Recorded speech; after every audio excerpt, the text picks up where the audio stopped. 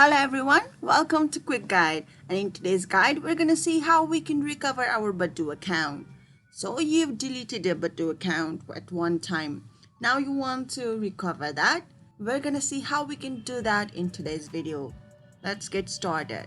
Once you've deleted your Badoo account, an email will be sent to your email associated with the Badoo account of yours. So to recover, go to your email and there will be a mail with title your Badoo profile has been deleted or of something similar.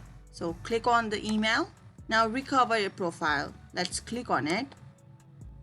Now if you log in with your usual email and password, you will be allowed to use Badoo like usual. But the caveat is you should click on this email and recover your profile within 28 days of the date of deletion. If it has been longer than 28 days, you need to sign up to your Badoo again. If you like this video, do give this video a big thumbs up. For future video updates similar to this one, do subscribe to our channel, Quick Guide. Until next time, bye-bye.